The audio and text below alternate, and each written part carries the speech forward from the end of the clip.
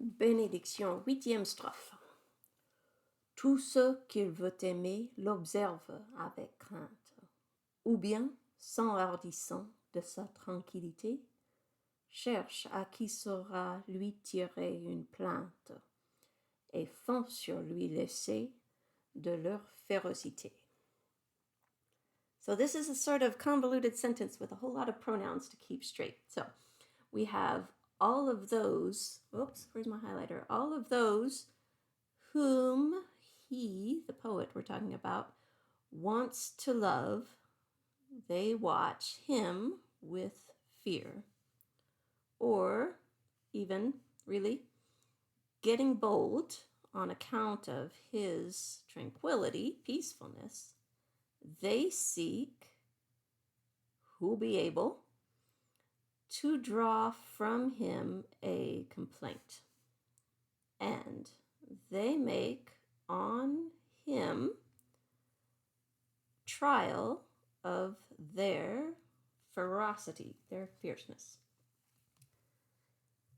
So we have some pronouns to talk about. So our two very common relative pronouns, qui and que, they both appear in this stanza.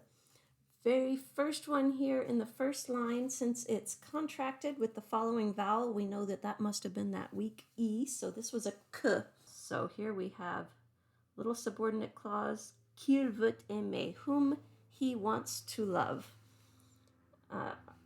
And then that is describing ce. So all of those whom he wants to love. Ce is the masculine plural demonstrative pronoun. So in this case, we understand it's talking about those people. And then you see here, observer is in the third person plural, present indicative. And the subject of that verb is ce.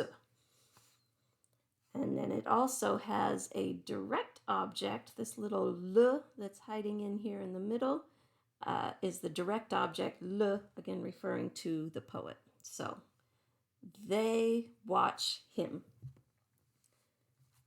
S'enhardir is a fun and kind of hard to pronounce verb here in the second line.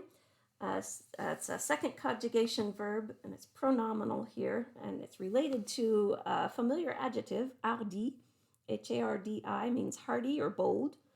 En is a prefix to that, means become, and then with that pronominal form, the se there means to make yourself bold. Another sort of idiomatic expression here in the third line, chercher à qui saura. Word for word, they seek to who will know. And which of course sounds awful translated direct word for word into English, but it means something more like see who can, see who'll be able to draw a complaint from him. And then last, we do have this other introduction of the relative pronoun here, introducing a clause, the qui sera. So we know that this qui, Q-U-I, is a subject of sera. And then lui appears as another pronoun that appears twice here at the end of the poem. Both times it's referring to the poet, so they are drawing from him, indirect object, and then they are making on him, another indirect object.